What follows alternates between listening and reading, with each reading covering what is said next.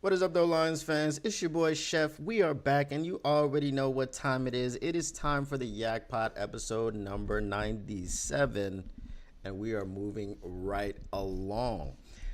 Over under on us reaching episode 100. Will we reach an episode 100 of the official Yak Pod? That's the question. And I start with some over under stuff because I want to talk about someone or something, some entity. But before I talk about that entity, I want to let you know that if you want to smash that like button, it would be preferred. If you don't want to smash that like button, what are you doing? If you haven't subscribed, what are you doing? If you haven't shared, what are you doing? We are here and we are back, and it is time for the Yak Pod. So let's go ahead and get right to it. Let me go ahead and welcome in everyone in the chat. What is going on, David Barton? What is going on, Just a Fan? What is going on, Mile Marker? And for others who will be joining, hopefully shortly, what is going on? Hope everyone is doing well. Hope everyone's day has gone perfectly. So, I see someone in the chat talking about slander, and I want to talk about some slander. We're going to kick this off. We got a lot of topics to talk about. We're going to be talking about the Detroit Lions assistant coaches and their press conferences. Some little nuggets that we got from there. We got some video from the OTA practices today. We got some other things going on. I'm going to talk a little bit about Jake Bates. But the slander, the disrespect, at some point, it has to stop. And I don't believe that it will stop until the Lions are Super Bowl champions. So I started off talking about overs and unders and things of this nature. Let's talk about Fan Duel.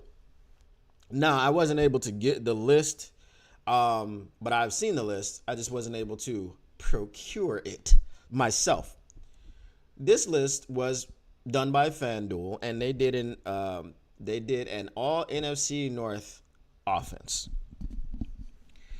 Now, before we get exactly into their list, I just want to look at a few tweets from Fan Duel.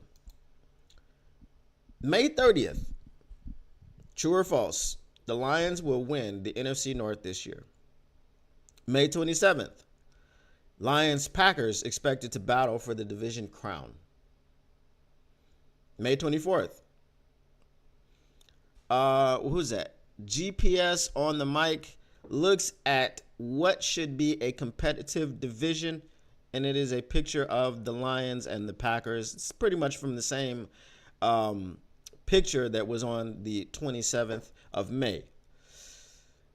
May 9th.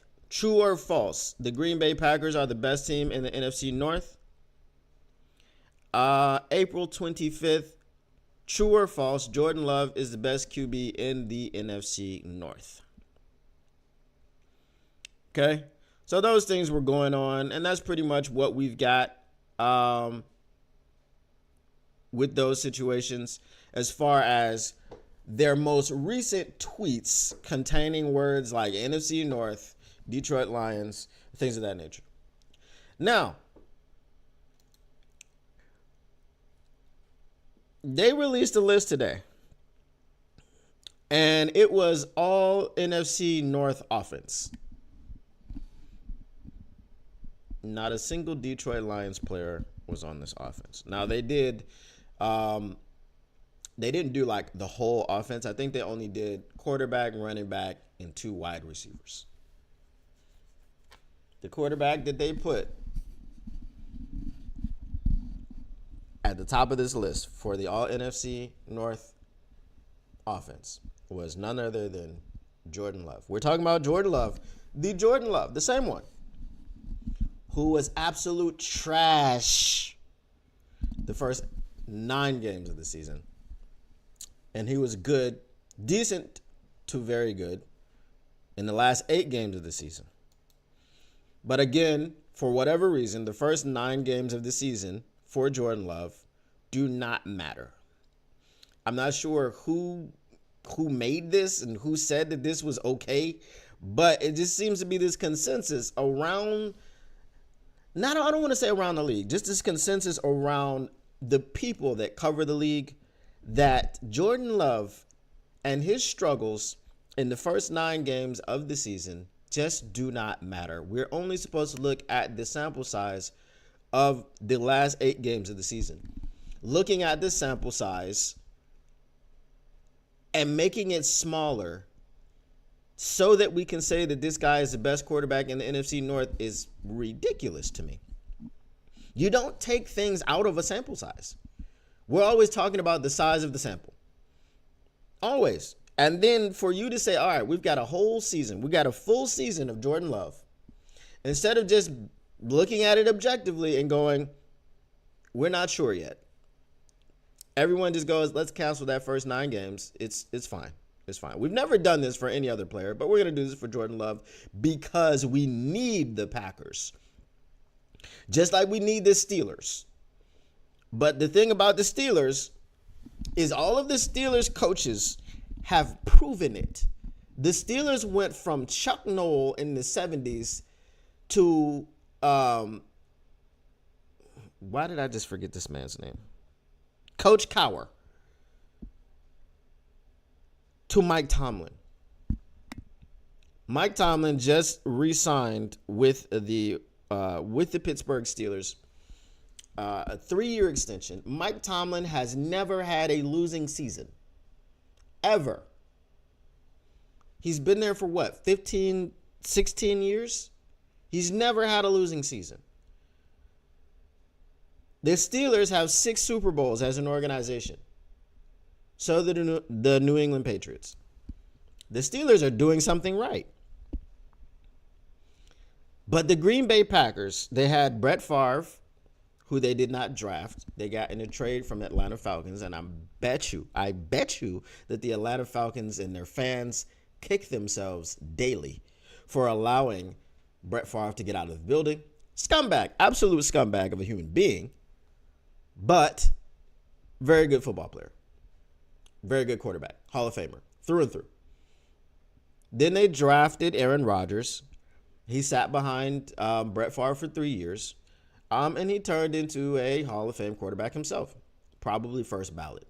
Hate Aaron Rodgers, the human being. But excellent quarterback. Jordan Love seems to be the outlier because he seems to be a decent human being. He seems to be that.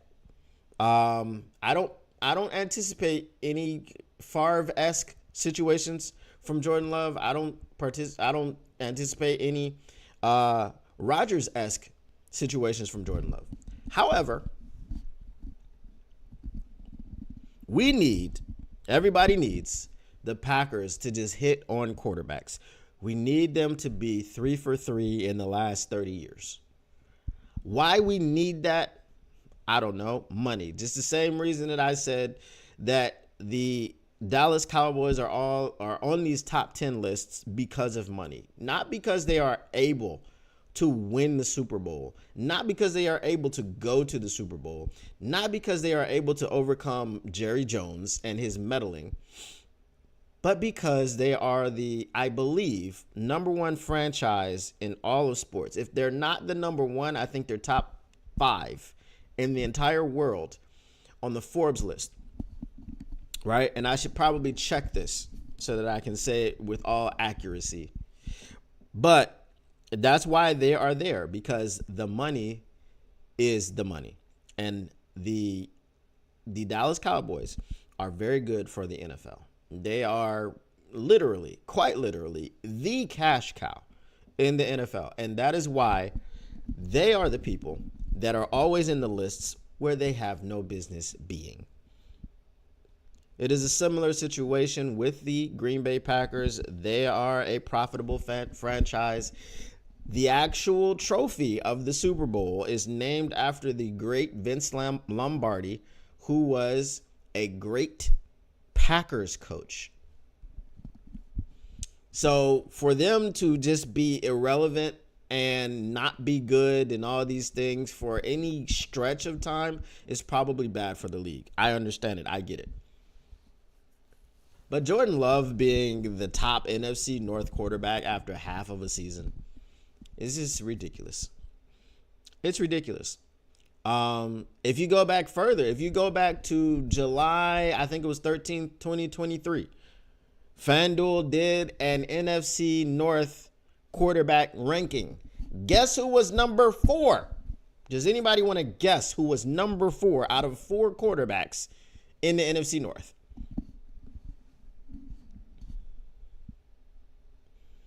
David Barton says Steelers will have a losing season this year. I will not bet against Mike Tomlin until I see him have a losing season. I am not predicting any losing seasons for Mike Tomlin until he actually has one.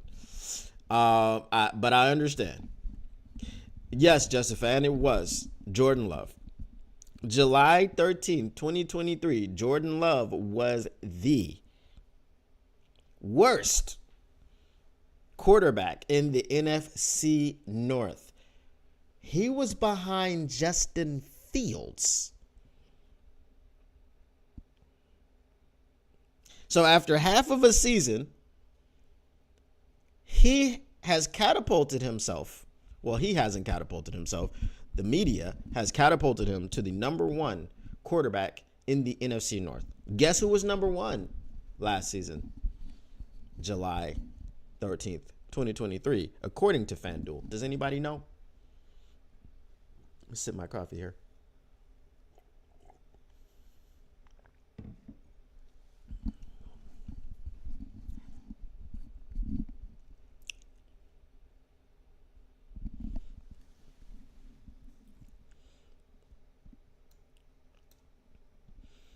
It was Jared Goff.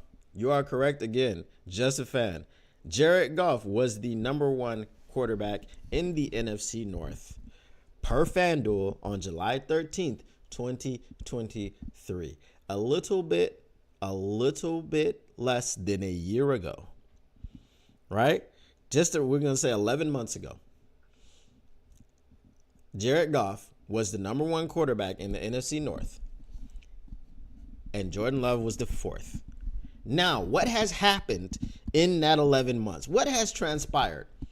Oh, the Lions didn't even make the playoffs. They went 1-15. Goff threw for 2,000 yards, and he had 30 interceptions and 10 touchdowns. Isn't that what happened? And the Packers won the Super Bowl, and Jordan Love threw for 6,000 yards, 50 touchdowns, and 2 interceptions. Isn't that what happened? I'm guessing that someone was watching this unfold in a parallel universe and decided that that's what happened in this actual universe, in this reality, and said, hey, Jordan Love is the number 1 quarterback in the NFC North. Just a fan says, these sites are like flannel. A lot of opinion and lots of noise, but little sports knowledge. I can agree with you. I can agree with you on that. But, I think flannel does have knowledge of stats. He just doesn't have the full picture. But his stat knowledge is, he's a statistician. He's a statistician. He can tell you all the stats, all the obscure stats. He can talk to you about EPA, probably. I don't know if he can talk to you about EPA. I don't see a lot of people talking about EPA, a lot of Lions content creators talking about EPA. I know I've talked about EPA, and the EPA was negative 76 for the third quarters of the season, and that's why we were terrible in the third quarters. The expected points per, I don't know what the A stands for, but I think expected points per possession pretty much. We weren't good at that in the third quarter. But that's the FanDuel thing. Their entire list was receiver number 1, of course, was Justin Jefferson. Receiver number 2 was DJ Moore. Running back number 1 was Josh freaking Jacobs. Did Josh Jacobs have a better season last year than either one of our running backs? We have two running backs who have better seasons than Josh Jacobs, but Josh Jacobs is the number one running back in the NFC North. I don't know how that works. You have to make it make sense. The math is not mathing, as they say. How is Josh Jacobs number one?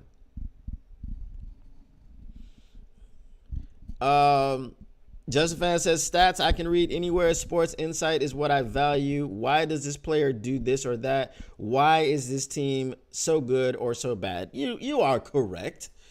Some of us understand the nuances of the game, and some of us understand the numbers. And there are people that love numbers, and there are people that love nuance. And that's why this space is so great, because there is room for everybody. There's even room for clickbaiters who have no idea what they're talking about, and those are the people that, for some reason, just have like 20,000, 30,000, 40,000 subscribers. Why would you subscribe to a clickbaiter who is always spouting nonsense? I don't get that. I don't understand it. But, everybody's got to make a buck, and sometimes you make a buck honestly, and sometimes you do it dishonestly. But Josh Jacobs being the number one running back in the NFC North is just, you hate to see it. You hate to see it, because it just doesn't make any sense. I know that Josh Jacobs had one season where he led the league in rushing. I think he had about 1,600 yards. Don't know how many touchdowns that he had, but he had 1,600 yards. But he's not Derrick Henry. And Derrick Henry does these things consistently. Even when Derrick Henry is considered to be on the downside of his career, he still busts out a 1,300-yard season. Josh Jacobs is not Derrick Henry. Last season when we played Josh Jacobs, he had 40 yards rushing.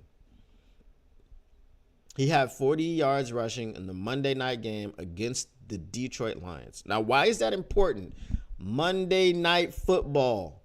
There's no other football on to watch. There's no other football on. So I'm sure these people, Fan Duel and PFF and all these people, ESPN, every single one of them, watched that game. You had to have watched it because you did not have anything else to watch. And you saw the Detroit Lions defensive line shut down Josh Jacobs. You saw it happen. And yet you still put him in the NFC North and say he's the number one running back in the NFC North. You saw two running backs on the same team amass 1,000+ scrimmage yards and 10+ rushing touchdowns. You saw it happen. But you're still putting Josh Jacobs as the number one running back in the NFC North. I don't understand how that works. You have to make it make sense. The math is not mathing. But here's a question for you guys.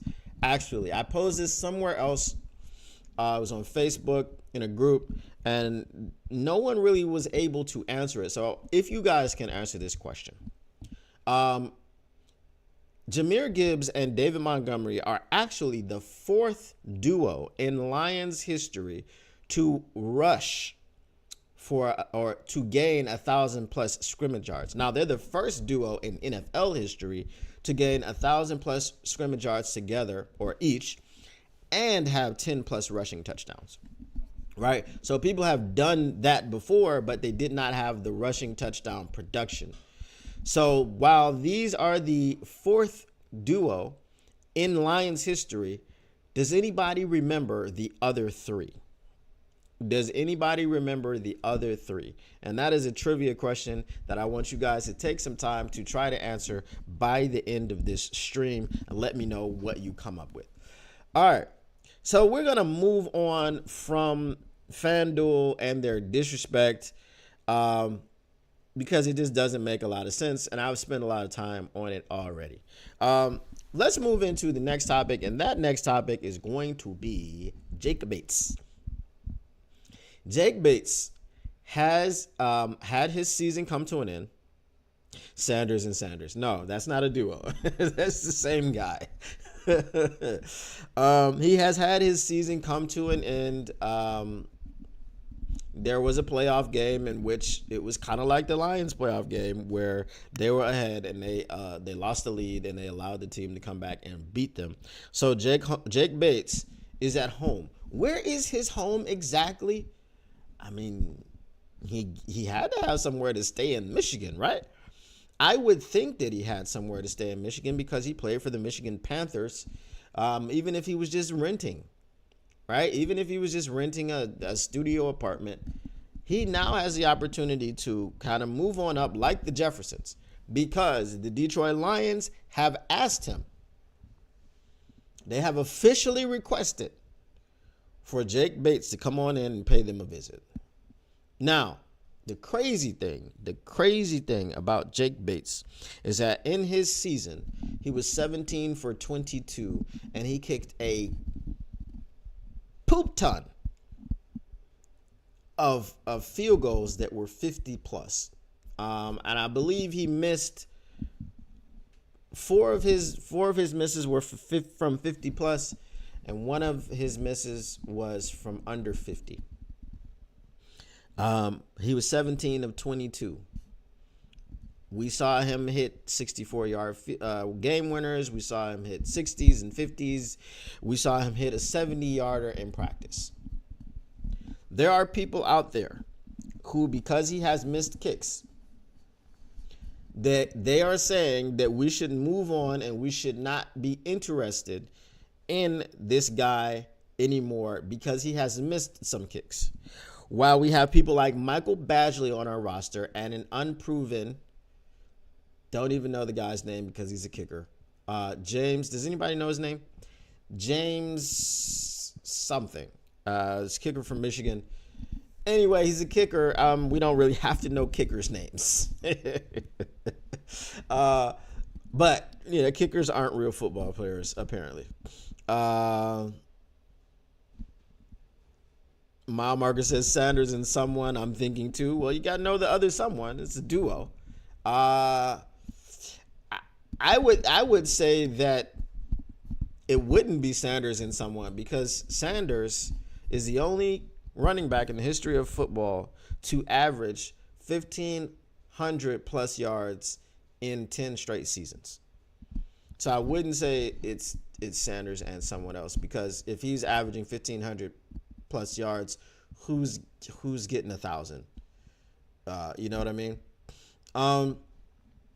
But anyway, so there are people out there that believe that Jake Bates should not be signed by the Detroit Lions. We should move on and have no interest in Jake Bates Motel. And I say Jake Bates Motel because his leg is psycho. His leg is absolutely crazy. And my question is, would you rather trot Michael Badgley out there or this other guy, James something? Would you rather trot those guys out there and not have a chance to kick an epically long game winner? Imagine being in Ford Field, being down by 2 with 30 seconds left in the game. And with 10 seconds left, you're on the 50-yard line. Or let's say with 5 seconds left, you're on the 50-yard line. Do you throw a Hail Mary with Goff? And this is not a slight on Goff. Goff doesn't have the most powerful arm. There have been cases where quarterbacks didn't have the most powerful arms where another quarterback would come in and throw a Hail Mary. So let's say you put in Hendon Hooker to throw the Hail Mary. The percentage of Hail Marys being completed is pretty low. It's a pretty low percentage, right? So would you rather have a guy that can actually kick you a field goal from the 50-yard line? Or would you rather just throw up that Hail Mary and pray? Mile Marcus says, I don't think of Goff when I think of Hail Marys. Right. It's not a slight on Goff. I mean, the Hail Mary is an inefficient play. Yeah, even if you have Josh Allen out there, Josh Allen, Patrick Mahomes, Matthew Stafford, all of those people have cannons of arms and they can get the ball way down the field. So it's going to get there. That's not the problem. The problem is there's going to be a defense lined up on the goal line. Like, what are they going to have? 8 players back there. They usually have about 8 players. They rush 3. Sometimes they have, like, sometimes we would even throw Megatron out there on Hail Marys because he's a big, tall wide receiver that can jump, and he's playing defense. We've seen Megatron go up on 3 defenders at a time, out jump all of them, and come down with it in the end zone. We've seen that. So now you put a guy like that, if you got a 6'5" wide receiver, he doesn't have to be a Megatron. He doesn't have to be good, but he's 6'5", right? So you've got all those opportunities and abilities to do things to defend a Hail Mary, which makes a Hail Mary a very, very inefficient play. That's why they call it a Hail Mary. I think it was, don't quote me on the name, Roger Staubach. It was a Cowboys quarterback who just said Hail Mary and threw the ball up. And that's how the play got named Hail Mary. Right? So I don't think that you can pass up on the opportunity to sign Jake Bates. Again, obviously, if you've got him coming in for a visit, you want him to sign with your team and to compete for a roster spot. I definitely believe that he beats out Michael Badgley. But yeah, so having a kicker that can kick you a 70-yard field goal if needed in a pinch, because it's always going to be a pinch if you're trying to kick a 70-yard field goal. Why not take a flyer on a guy that can do that? Why just leave him and just go, well, he missed kicks in the UFL. So if he misses kicks in the UFL, he's definitely going to miss kicks in the NFL. Listen, Justin Tucker is a career, I want to say 88, 89% field goal kicker, and he's considered, or he probably not considered, but he is one of the greatest kickers of all time, and he's probably the best kicker in the league right now. And his accuracy all time is below 90%. Right? He's below 90%. And he is widely believed to be, if not the, one of the greatest kickers of all time. So this narrative, because Jake Bates missed kicks and you shouldn't bring him in, doesn't make any sense to me. He's got a cannon for a leg. Like I said, I call him Jake Bates Motel because his leg is psycho. And that thing would be a sight to see in the NFL. Listen, our kicking situation has been in flux since we let Prater go. We were spoiled. We went from Jason Hanson. Okay, so we went from Eddie Murray, who he was a great kicker until, until he missed a kick to send us to the Super Bowl. So he was a great kicker. Jason Hanson, we know, great kicker. I think he's still the all-time leader, franchise leader in points scored. And then we had Matt Prater, who was a great kicker.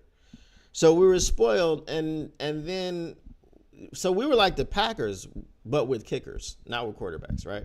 So we were spoiled, and then we come to all of the Riley Pattersons and the, guys that I don't even remember their names. Did we have Greg Joseph for a little bit? Like, we just had people that just are not efficient at kicking field goals and can't kick from distance at all. So now you bring in a guy like Jake Bates. I think it's a no-brainer. You bring him in, you let him practice, you let him try out, you let him try to beat someone out in training camp. And you give him an offer that he can't refuse, but he can only cash in on the offer if he makes the team. So that's what I would say.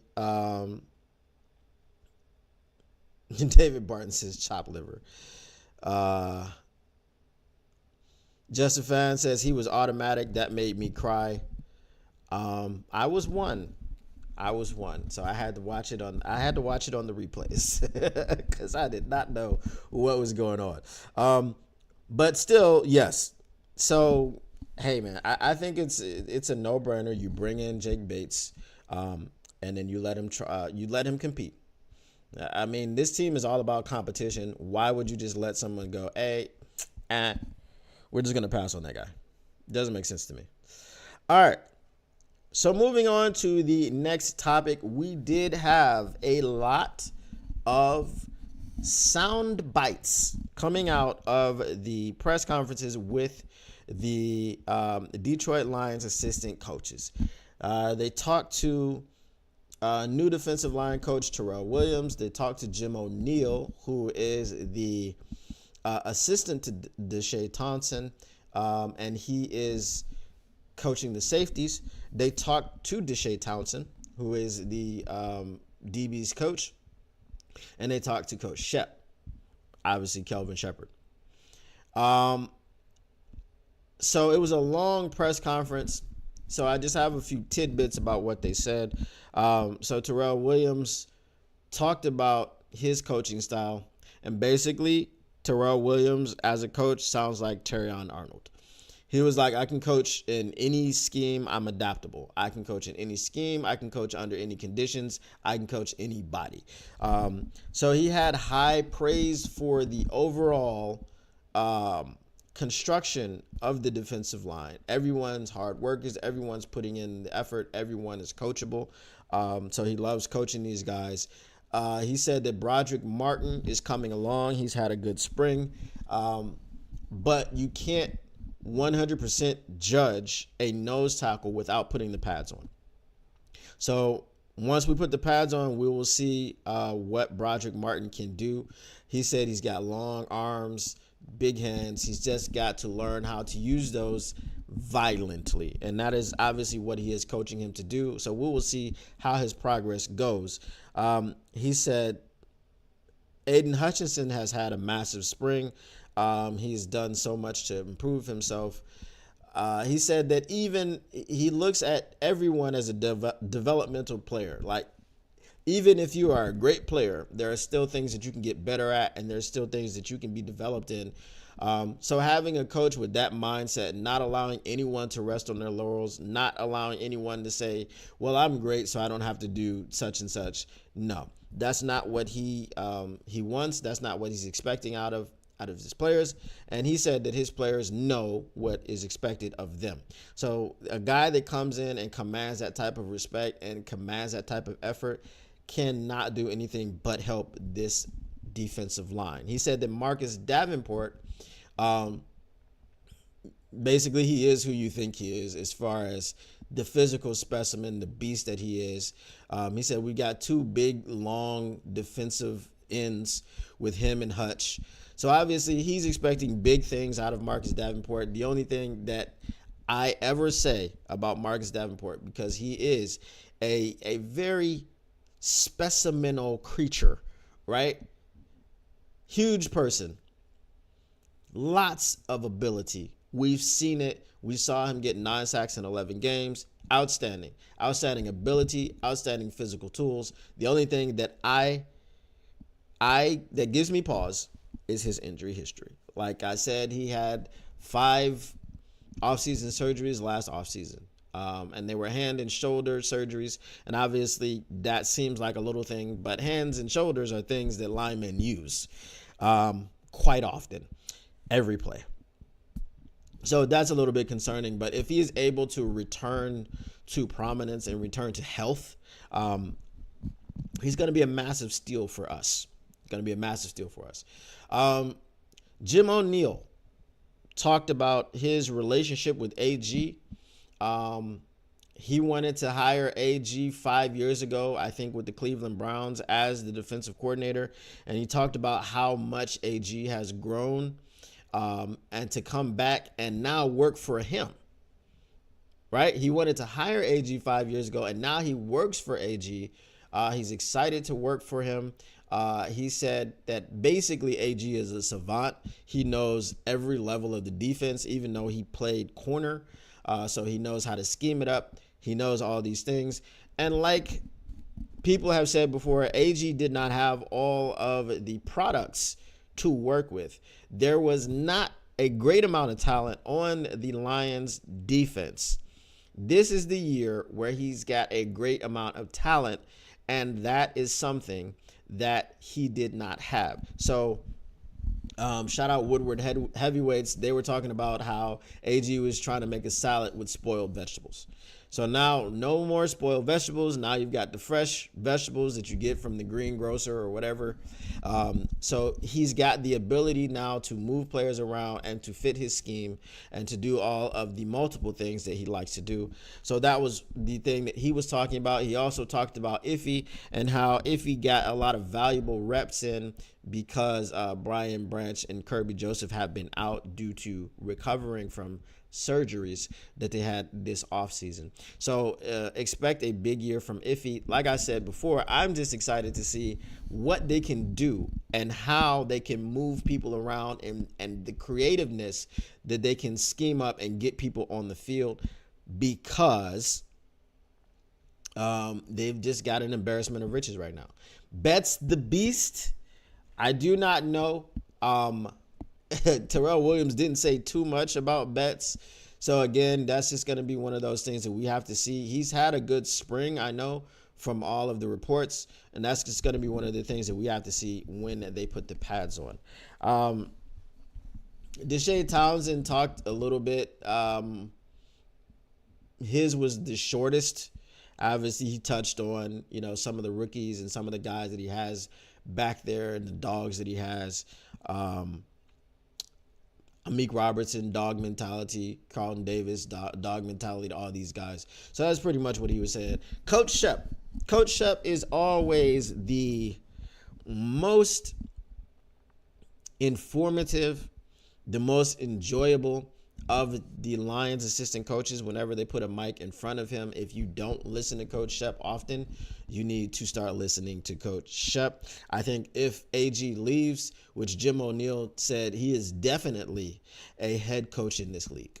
He's definitely a head coach in this league. So I believe that if and when AG leaves, that Coach Shep will be the one that steps up and be promoted to defensive coordinator. So Coach Shep talked about Jack Campbell and the fact that how Alex Anzalone has been out most of the spring has given Jack Campbell a fantastic opportunity. AG was talking about his green dot energy a couple of weeks ago, and Coach Shep pretty much echoed the same thing. It's not an if, but when. For Jack Campbell to eventually take over as the Mike linebacker for the Detroit Lions. Now, he talked about basically how coachable Jack Campbell was. He said that if you tell Jack Campbell that the sky is green right now, he's going to say yes, sir. And he's like that. It's not. It's not green. Why would you say that? He's just talked about his values and how he how he lives his life as a person. He just has so much respect for authority. And you can see it when he's talking. You can see it when he's in his interviews and things of that nature. And that was one of the things that he talked about, again, with Jack Campbell, was that his energy when talking about football, the love for football that he showed in his combine interview, everyone came away very impressed with Jack Campbell, and that was the reason why they drafted Jack Campbell. He talked about how, again, just cultural things, how everyone is the biggest fan of everyone in that linebacker room. You might take a guy out because, I got to get this guy 3 reps in here or there, and no one bats an eye, and they're like, go ahead, coach. I want him to play. I want to see him play because they're all fans of each other. Even Derek Barnes. Derek Barnes, sometimes we're down on Derek Barnes, but his thing was, it wasn't that Jack Campbell was bad as a rookie. It was that Derek Barnes had something to say about it. right? Because when you draft the first round rookie, you're expecting that rookie to play. But Derek Barnes had something to say about Jack Campbell's playtime, and that is why Derek Barnes was on the field a lot ahead of Jack Campbell, because of his play and his development. So the competition in the room there is just a fantastic addition to this culture. And we know, we've heard that about other rooms. We've heard that about Jahmyr Gibbs and David Montgomery. And we've seen Inside the NFL and the CW released a clip with some audio from David Montgomery and Jahmyr Gibbs talking to each other before David Montgomery went into the game against the Chargers and ripped off a 75-yard touchdown. So the audio is there. The competition is fun. It's competitive. And I think that when you have players that are not threatened by other players, and they know they're confident in their own abilities, and it's not just that they're confident in their own abilities, right? They're not going to a place where you gotta beat a guy out 100% or you're not gonna play. That is not the environment that they have created in Detroit. The best players are going to play. If you have a 1A and 1B situation like we have in our backfield, both of those guys are going to get on the field, right? Both of those guys are going to get on the field, and they're going to do what they can to maximize their opportunities on the field. The Detroit Lions, Ben Johnson, he's going to put guys in positions to do the things that they do well and they excel at, right? Obviously, Jahmyr Gibbs is a better catcher of the football out of the backfield than Montgomery is. Montgomery can do it, right? But when you have guys that can do multiple things, then it makes your offense also more unpredictable. When you see Jahmyr Gibbs in the game, you're not going to say, oh, this is a jet sweep guy, a toss sweep guy, crack sweep. Just sweep, right? That's not what you're going to get from Jahmyr Gibbs, because we know Jahmyr Gibbs can run through the middle. He can run between the tackles. We saw it when he dusted Antoine Winfield in that divisional playoff round game against the Tampa Bay Buccaneers. That famous stiff arm to the head into the turf, sliding through the end zone that he gave to Antoine Winfield Jr. That play was initiated in between the tackles. We saw him break the ankles of I don't even know his name. We'll just call him the Vikings defender.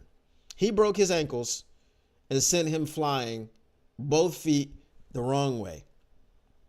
That play initiated between the tackles.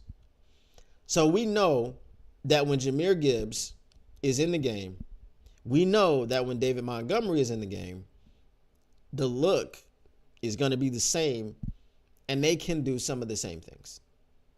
So that makes it just all the more difficult to game plan against. Now, what we hope to see more so this year is Jahmyr Gibbs and David Montgomery on the field at the same time. Sometimes in the backfield, sometimes Jahmyr Gibbs lined up in the slot.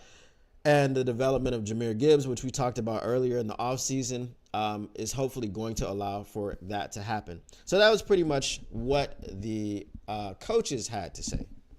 Let's look at some of the film that we got from the practice today. The first thing, I think we're going to have Terrion Arnold. Let's look at what Terrion Arnold can do.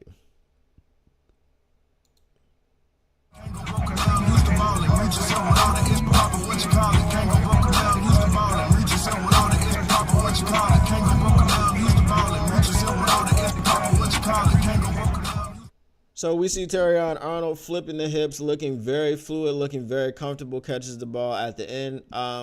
This guy has all the tools. We already know that. That's one thing that Coach Shep did mention. He said that he's never been around cornerbacks that break the huddle and they just come out talking trash. Like, I've got such and such a receiver and there's nothing that they can do about it. So Amik Robertson's going to come out of the huddle and be like, I got Amon-Ra St. Brown and I dare you to catch a ball in front of me. It's just the swagger and the confidence and the belief in themselves. And you got to have that as a cornerback. You're on an island.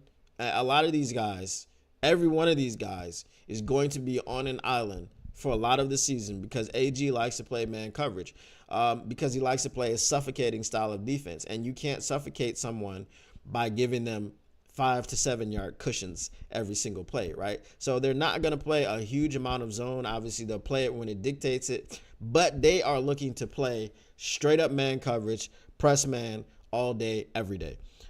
So with these cornerbacks and the confidence that they have and the ability that they have, look for those things to be very, very apparent going into next season. All right, and the next one we have is James Houston. All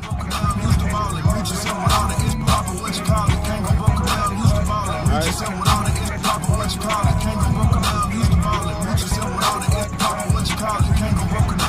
So it looks like James Houston is backing into coverage. That is definitely coverage. Obviously, we're going to see pass rush out of James Houston in this situation. He is working on his coverage. So I'm not surprised to see James Houston working on coverage. They are trying to get this man on the field more so than being on the field for third downs to rush the passer. Now, if he only turns out to be an excellent pass rush specialist, I'm fine with that. But again, things being multiple, things not tipping off the other team. If you see James Houston on the field, you know he's coming after you because that's what he's doing right now as a pass rusher. But remember that formation that I talked about with James Houston lining up on the same side of Hutch and James Houston rushing the passer right off of Hutch's hip. Something like that would be more surprising if James Houston is also able to drop in coverage and cover the tight end or cover the running back that's coming out of the backfield. So it's not always a situation where, okay, this is the look that we see on third down. This is what the Lions like to do. So we can pass out of it, right? We can just throw it right in the gap that James Houston is going to leave. But if you have the ability to throw James Houston out there and go, hey, he can cover too now. He can cover too. So he's not just going to be rushing that passer. It gives that passer a little bit more pause, right? He's not so sure that he can just throw it into the gap that James Houston is going to leave when he's rushing, right? That can't be his first instinct. Oh, I see James Houston. Check, check. Easy. Check. Who's the mic? Jack Campbell's the mic. 47's the mic. 47's the mic, right? The quarterback can't just automatically make that check and send a running back or a tight end right where James Houston used to be to beat that play. So good for James Houston to be working on coverage. Hopefully he'll get a lot of work in that area in the preseason, and hopefully we can see some improvement, especially just throughout the year. Because his original position was linebacker when he was at the University of Florida. It was Deion Sanders that let him know that if you're going to go to the NFL, you are going to be a pass rusher. You have a gift. And then he went on that season. And I don't care if it was the SWAC. It was college football to have 19 sacks in that season. So we saw what he could do his first year, his rookie year. And then unfortunately, he broke his ankle the last season. What is up, Paul Thomas? We're talking about James Houston. From what I've heard, James Houston has been looking good. Haven't heard too much negative coming out about James Houston, so I think that he's firmly in the plans. Obviously, you have some people who are not James Houston fans who believe that he's not even going to make the roster, which is crazy to me. I find that absolutely crazy. They want this man on the field. They call him the problem for a reason. You know, he's not a problem for your team. He's a problem for the other team. And obviously, him being the problem comes from his last name being Houston. Houston, we have a problem. All right. So the last video that we have today is Hendon Hooker just getting some work on the ladders and throwing some passes. Hendon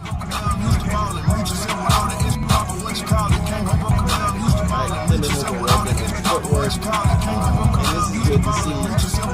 Work on the feet, go boom, set, set. Alright, so this is Hendon Hooker doing that. And this is what I said about Hendon Hooker. You know, there have been some reports coming out of camp, mini camp, OTAs, and things of this nature that Hendon Hooker's accuracy is not consistent. Accuracy, man, is mostly about footwork.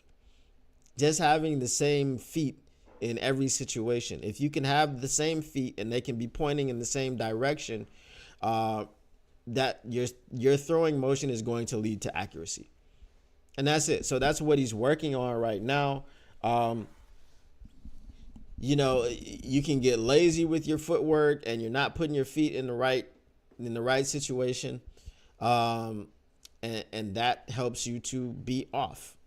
Just think about basketball. If you've ever played basketball and if you've ever gone to the free throw line, there is a particular way that you can shoot free throws where you stagger your feet and you line one foot up in kind of the middle of the other foot, and it allows you to be more accurate with your free throws. It's sports, man. The feet, if you're throwing any ball, the feet are just as important as the hands, right? Obviously, the hands are the things that launch the football or the basketball, but the feet have to be in lockstep. No pun intended, or maybe pun intended. I don't know. I'll think about it.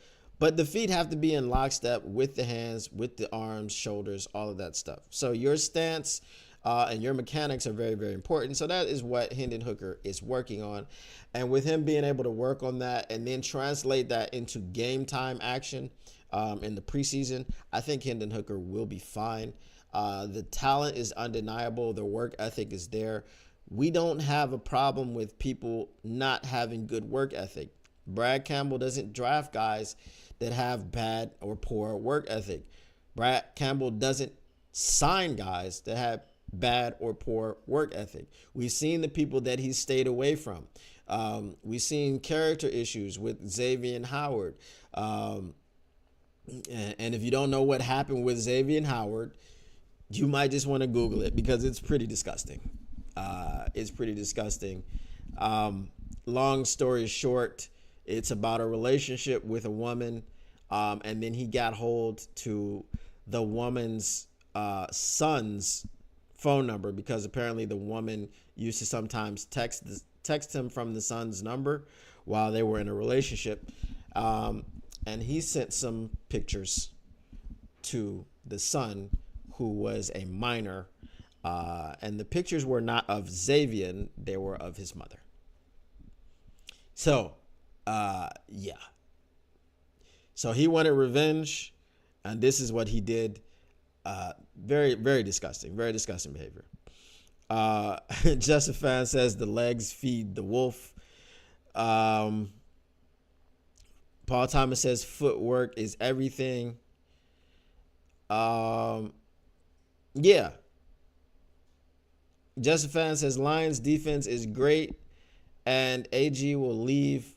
Lions defense sucks and AG will be gone last year either way. Yeah. So if you are an AG hater, this is, I don't know that this is going to be 100% his last year. It depends. If the Lions defense is great and they get to the Super Bowl and they don't win the Super Bowl, if they're a play away or something, or they lose it in heartbreaking fashion, I'm not sure that AG leaves. Just like Ben Johnson wanted to stay in the sunshine a little bit longer. I don't know. It depends on how the season ends.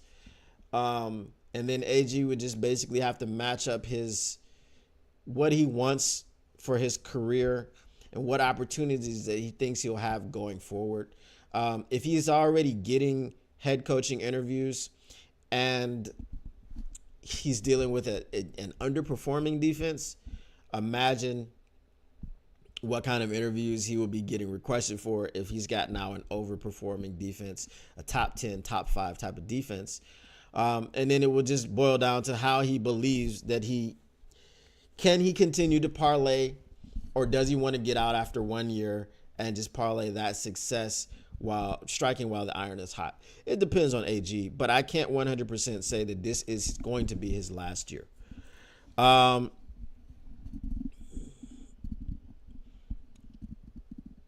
Just a Fan says, I'm betting he will leave, but Lions will be okay due to his age.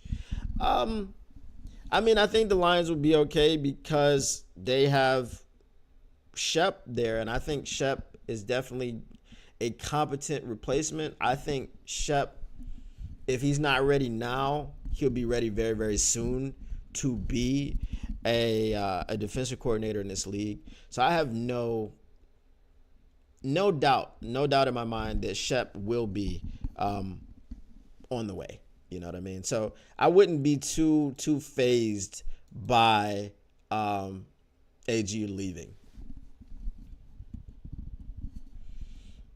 I do, Paul Thomas, I do believe that AG does very well this year, especially with the other coaches that they have. Now, Terrell Williams has some familiarity with Coach Shep. Jim O'Neill has familiarity with AG. So there's a lot of familiarity on the coaching staff, which allows them to mesh better, and everyone knows their role. So I think it's going to be a very, very favorable situation. Coaching is very, very important, and I think they have the right guys in there. So I don't anticipate the defense being any less than top 10 this season. That is my take.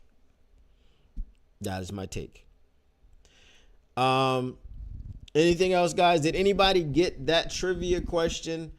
Who were the other 3 running back duos in Lions history that had 1,000 plus scrimmage yards each? The other 3, because David Montgomery and Jahmyr Gibbs are the 4th, but obviously they're the first in NFL history to rush for, or to amass 1,000 plus scrimmage yards each while scoring 10 plus rushing touchdowns. And they had 24 touchdowns between them last season. Billy Sims is someone else. You got to give me the someone else. You got to give me the someone else. There are 3 duos that did it before Jahmyr and David. And like I said, I don't believe it was Barry and anyone.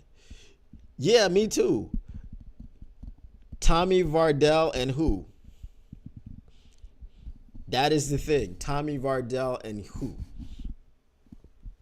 So what I want you guys to do, if you guys have time, I'm going to look it up, and I want you guys to look it up tomorrow. Come back tomorrow and let me know who were the other 3 duos in Detroit Lions history that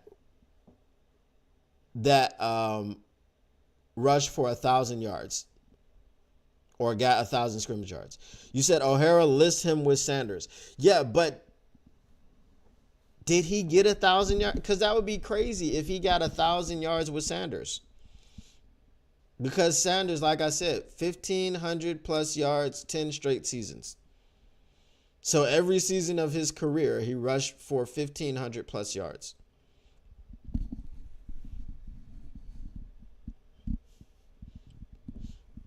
So I would be very surprised to see that someone also rushed for 1,000 yards or got 1,000 scrimmage yards alongside Barry Sanders. Just as fast as I'm too old for school assignments. It's not a school assignment. We're just increasing our knowledge. We're enhancing our knowledge on the Detroit Lions of old. Because I'll tell you, during the Barry Sanders days, I do not remember another running back. There's one that's on the tip of my tongue. and I can't recall him. Paul Thomas says, "Just give us detention." I'm not gonna do that, guys. All right, appreciate you guys hanging out once again, man. It's always great. It's always great when you guys come in. Put me in the corner with the dunce cap on. All right, guys. Like I said, appreciate you guys coming in, stopping by for a drinking conversation. I don't know if anybody had a drink, but it is what it is. I'm getting my Club Shay Shay on. But hopefully, guys, I will see you guys tomorrow. The Friday show will be at 7 p.m. So it will be right after the heavies. I will be on. Myself, Will Rock will be joining me, and we'll be kicking off the All Grit Pod. If you want to go and subscribe to it right now, it is an older channel that had some other stuff on it. I believe the stuff has been taken off of it, but it is called, if you go to YouTube / the All Grit Pod, you can subscribe to it right now. Turn on notifications and all these things, and you will be notified when I go live. Still trying to work out some of the kinks with that channel, and I don't know if I'm not going to be going live on that channel at least 3 times a week, then I would most likely still be live on this channel in the evenings whenever I'm not live on that channel. So again, still trying to work it out, still looking at YouTube analytics and things like this and what's the best way to grow a channel. But it is what it is, guys. I love coming live, talking to you guys, hanging out with you guys. So that's something that I want to continue to be able to do. I will sometimes be on the Rise and Grind morning show. But that's at the same time as Morning Woodward, so I know some of you guys are in that chat. But again, it is a fluid situation. It is evolving, and I will do my best to keep you guys abreast of what is happening and give you all of the updates pertaining to schedules and all of these things. So once again, guys, I have got to run. Appreciate you guys coming out. As always, until next time, peace.